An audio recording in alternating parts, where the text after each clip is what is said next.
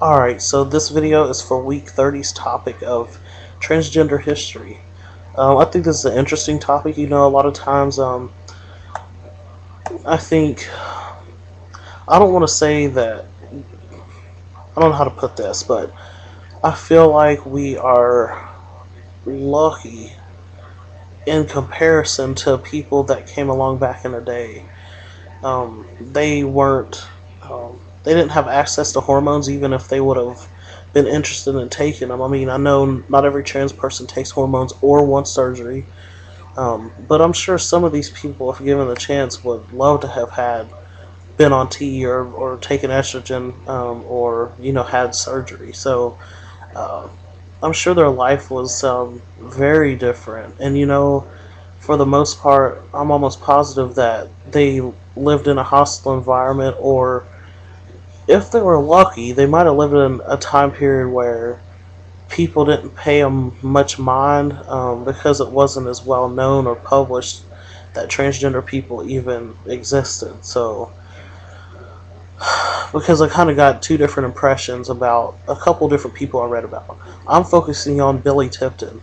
I'm not going to say his birth name. There's really no point because he went by Billy for most of his adult life. So, he was born in 1914. He played in jazz bands and was a leader in the bands for years. But when he first tried to get started in jazz, he was in high school, and his school had a policy forbidding um, girls to play in the school band. So after realizing that's really what he wanted to do for, probably he realized that he wanted to do it for a living. He returned to Oklahoma, which is where he was born, if I read that correctly. Um, and yes, I am reading off something because I didn't have enough time to like memorize all this stuff.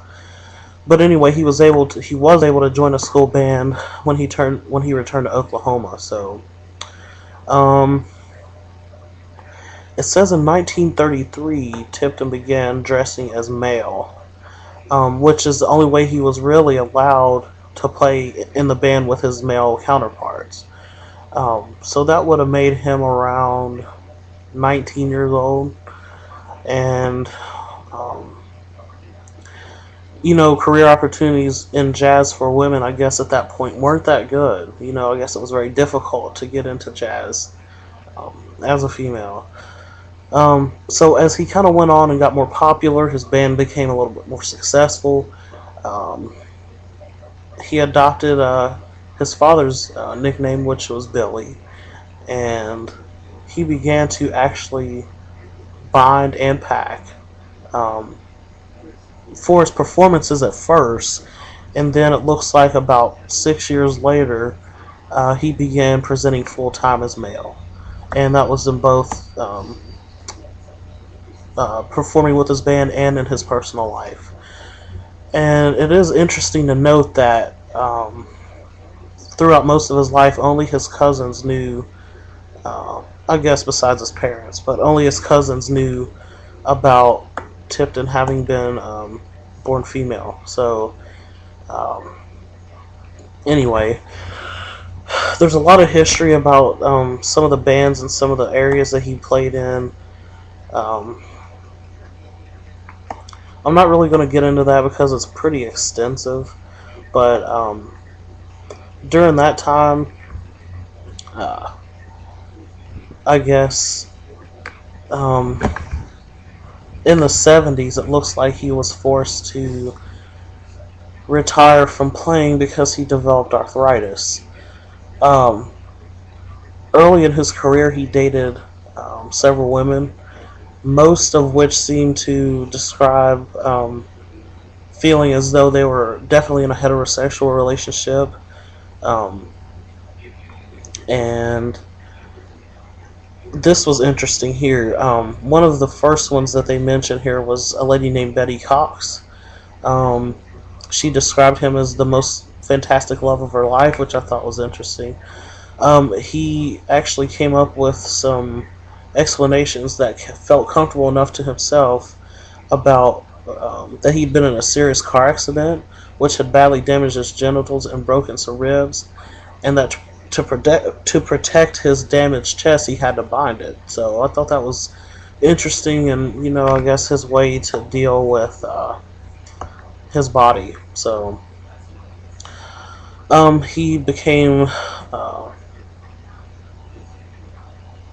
he became interested in a couple other ladies that were I think one was a prostitute, one was a stripper, but uh, he, I guess, according to them, preferred that they not touch his body. So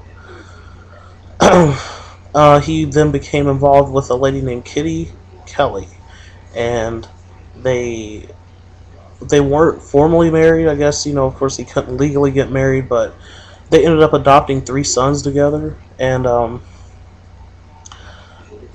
I thought it was interesting that she, um, n- no, I guess she didn't know that he was trans. I guess he continued to conceal his body and not let her touch him. So I'm sorry, I've lost my spot here. The 3 sons that he helped raise with her um, were described him as a good father, and um, but later on, I guess in the relationship when the boys were all teenagers, they Billy and the lady split up, and he moved in with an old um, love interest and lived with her until his death a year later. He developed some bleeding problems that he contributed to emphysema. I guess he thought he was coughing up blood, but he's probably really vomiting blood. That was at the age of 74. I really strongly feel like he did that because he didn't want to be uh, examined and found to have a female body. So kind of sad. He passed away in 1989. One of the sons happened to be with Tipton, I guess, while they were doing CPR and all that on him, and found that his father was biologically male. Um, Kitty, though, arranged for his body to be cremated because she didn't want that to be a shadow over him. So, I thought that was really compassionate. One of his sons actually went ahead and said something to the public, and of course, it was all over the newspapers, and I guess the family made talk show appearances about it. So, you know, I guess for his sake, at least he wasn't around to hear himself probably be referred to as female.